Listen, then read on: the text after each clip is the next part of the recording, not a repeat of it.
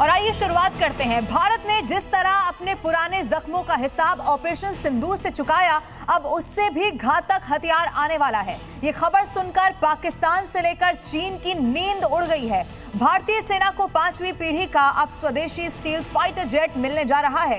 ये एक ऐसा ताकतवर फाइटर जेट है जो रडार की पकड़ से बाहर दुश्मन की सीमा में घुसकर तबाही मचाने की क्षमता रखता है। अब जिसकी एक झलक ही पाकिस्तान और चीन के रक्षा गलियारों में खलबली मचा रही है। अब वक्त है दुश्मन के डरने का, क्योंकि भारत की नई उड़ान आफत बनकर अब आने वाली है।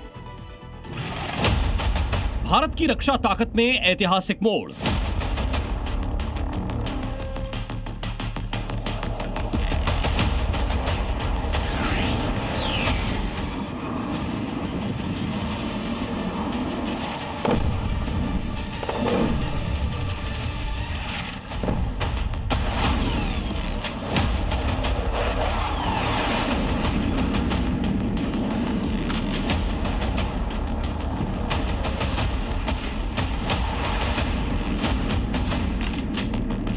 भारत ने रक्षा क्षेत्र में ऐतिहासिक कदम बढ़ाया है। देश को अपना पहला 5वीं पीढ़ी का स्टील्थ फाइटर जेट मिलने जा रहा है।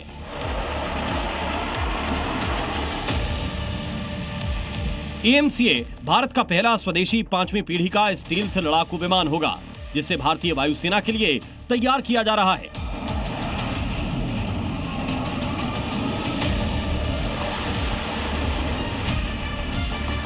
AMCA को अंतिम मंजूरी का आदेश।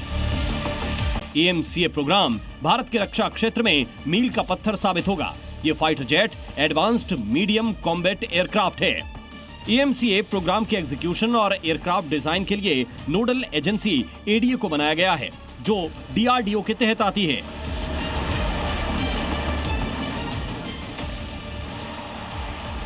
रक्षा मंत्रालय की मंजूरी और इंडस्ट्री पार्टनरशिप मॉडल से अब भारत का पहला 5वीं पीढ़ी का लड़ाकू विमान स्वदेशी रूप से तैयार होगा।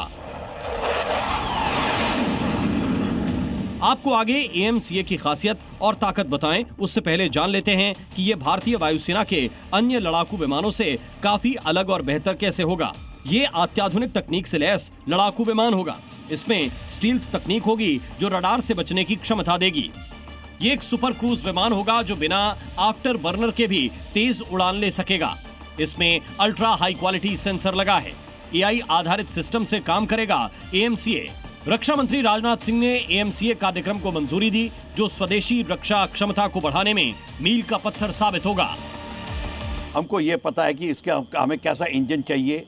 2 इंजन का एयरक्राफ्ट होगा। इसकी कैपेबिलिटीज क्या होंगी ये असर्टेन हो गया है और कैलकुलेशंस हो गई हैं। किस स्पीड से चलेगा, कौन कौन से वेपन ले जाएगा, कितनी स्टेल्थ टेक्नोलॉजी होगी, क्या सुपरसोनिक क्रूज होगा कि नहीं होगा, ये सारी की सारी चीज़ें अब तय हो चुकी हैं। ये एब्सोल्युटली ग्रीन सिग्नल मिल गया है और हमारे को AMCA जो स्क्वाड्रन सर्विस में 2034 तक तो बिल्कुल हो जाएगा।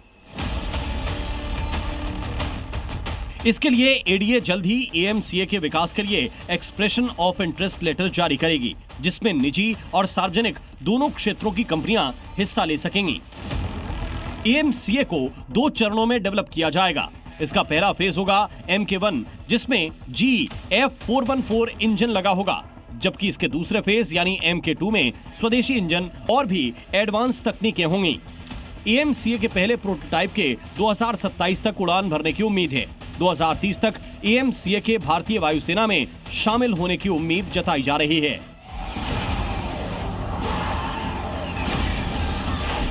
यानी भारत अब अपनी सुरक्षा की नई उड़ान भरने को तैयार है। आत्मनिर्भरता की राह में यह बड़ा कदम है जो आने वाले वक्त में भारत की ताकत और तकनीक दोनों को नई ऊंचाई देगा। अब आपको AMCA की खासियतें बताते हैं। इसका वजन करीब 25 टन होगा, जो राफेल और सुखोई से छोटा लेकिन बहुत तेज होगा। इसकी रेंज 1000 किलोमीटर से ज्यादा रहने वाली है। AMCA की गति मैक 1.8 से ज्यादा रहेगी। ये अस्त्र और ब्रह्मोस जैसी मिसाइलें ले जाने में सक्षम होगा। शुरुआत में इसमें GF414 और बाद में स्वदेशी AL51 इंजन लगाया जाएगा। ये active electronically scanned array radar से लैस होगा, जो कई लक्ष्यों को एक साथ ट्रैक कर सकता है। रडार क्रॉस सेक्शन को कम करने के लिए इसकी लो ऑब्जर्वेबल स्टील्थ डिजाइन रखी गई है, जो इसे स्टील्थ बनाती है। आगे बढ़ने से पहले AMCA का रणनीतिक महत्व समझना बेहद जरूरी है। भारत ने जिस तरह पाकिस्तान में घुसकर हमला किया, उससे पड़ोसी मुल्क डरा हुआ है। दुनिया ने देखा कि भारत के खूंखार राफेल फाइटर जेट्स ने ऑपरेशन सिंदूर में पाकिस्तान और POK में कैसे जमकर तबाही मचाई। जब पाकिस्तान ने एक और गलती की तो भारतीय सेना ने पाकिस्तान के 11 एयरबेस तबाह कर दिए।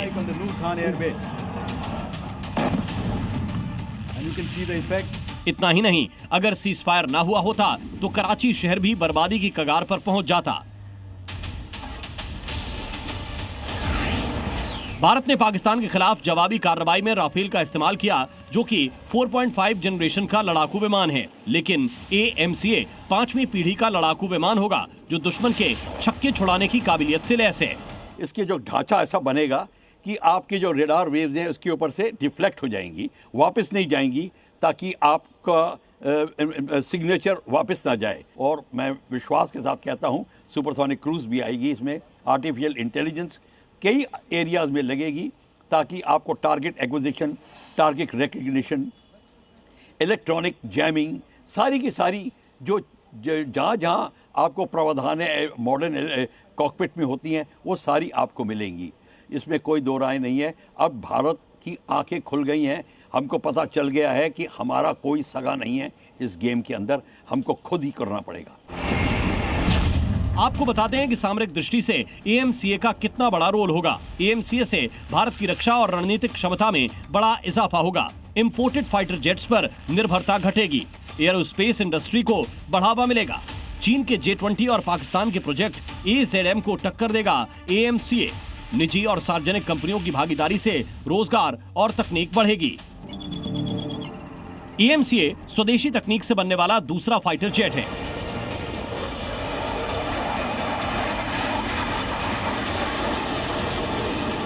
एडवांस्ड मीडियम कॉम्बैट एयरक्राफ्ट यानी AMCA देश में ही विकसित होने वाला दूसरा फाइटर एयरक्राफ्ट होगा।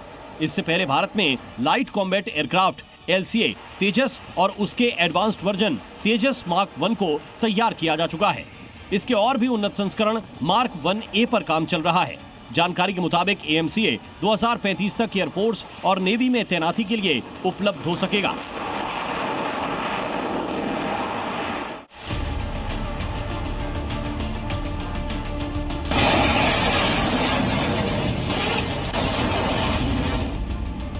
जंगी तैयारी में भारत का बड़ा कदम।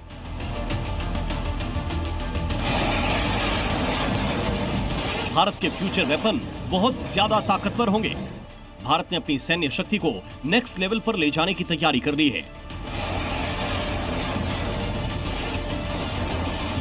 पूरे विश्व ने देखा कि कैसे भारत की सुपरसोनिक ब्रह्मोस मिसाइल ने पाकिस्तान के एयरबेस पर कहर बरपाया।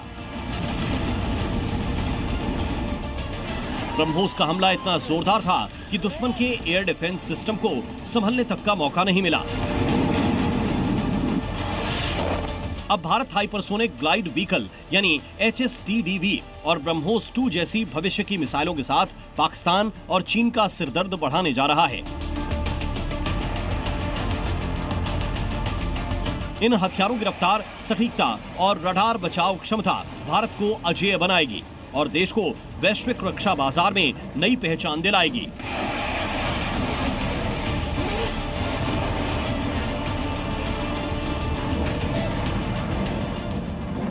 हाइपरसोनिक ग्लाइड व्हीकल यानी युद्ध का भविष्य। भारत अब ऐसे सैन्य दौर की ओर बढ़ रहा है जहां तकनीक, गति और रणनीति मिलकर एक ऐसा शक्ति संतुलन बना रहे हैं जो दुश्मनों के होश उड़ा सकता है। हाइपरसोनिक ग्लाइड व्हीकल जैसे स्वदेशी हथियार आने वाले वर्षों में भारत के सबसे घातक और अपराजेय शस्त्र बनने जा रहे हैं। आगे बढ़ने से पहले आपको हाइपरसोनिक ग्लाइड व्हीकल की ताकत बताते हैं। इसकी स्पीड मैक 6 से मैक 12 तक रहने वाली है, यानी 7,400 किलोमीटर से 14,800 किलोमीटर की रफ्तार होगी। इसकी रेंज 1,500 से 2,000 किलोमीटर तक होगी। उड़ान के दौरान दिशा बदलने की अतुलनीय क्षमता से लैस होगा। इसे इंटरसेप्ट करना लगभग असंभव होगा। ये पारंपरिक और परमाणु दोनों वॉरहेड ले जाने में सक्षम होगा। इसमें स्क्रैम जेट तकनीक से लैस इंजन होगा। इसे डीआरडीओ डेवलप कर रहा है। अगले 2-3 साल में ऑपरेशनल होने की योजना है। HSTDV की रफ्तार और रेंज पाकिस्तान के लाहौर, इस्लामाबाद, कराची से लेकर चीन के बीजिंग, शंघाई तक को सेकंडों में निशाना बना सकती है। इसकी रडार बचाव क्षमता दुश्मन की एयर डिफेंस को बेकार कर देती है। ब्रह्मोस 2 हाइपरसोनिक क्रूज मिसाइल का नया युग। ब्रह्मोस की ताकत दुनिया ने देखी। अब ब्रह्मोस 2 की तैनाती से भारत को जमीनी और समुद्री दोनों मोर्चों पर बढ़त मिलने जा रही है।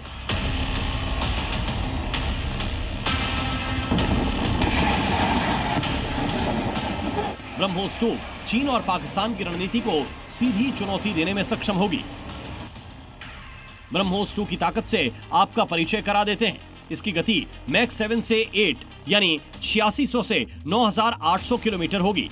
मतलब ब्रह्मोस से 2 गुना तेज होगी ब्रह्मोस 2। इसकी रेंज 1500 किलोमीटर होने वाली है। इसे जमीन, समुद्र, पनडुब्बी और हवा से लॉन्च किया जा सकेगा। रडार से बचने की क्षमता से लैस होगी। 200 से 300 किलोग्राम पारंपरिक या परमाणु हथियार ढोने की ताकत रखती है ब्रह्मोस 2। इसके 2027-2028 तक सेना में शामिल होने की उम्मीद है। पाकिस्तान और चीन के लिए खतरा। पाकिस्तान के मुर्री, रावलपिंडी, ग्वादर जैसे ठिकानों को सेकंडों में नष्ट करने की क्षमता रखती है ब्रह्मोस 2।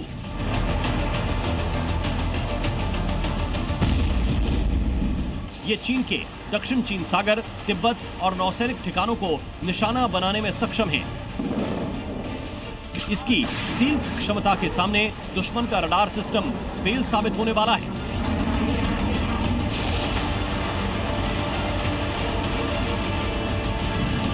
भारत की ये अगली पीढ़ी के हथियार न सिर्फ दुश्मन के होश उड़ाएंगे, बल्कि देश को रक्षा तकनीक में आत्मनिर्भर और वैश्विक शक्ति भी बनाएंगे, जो आने वाले वर्षों में भारत की सैन्य ताकत का नया चेहरा बनने वाले हैं। ब्यूरो रिपोर्ट, जी मीडिया।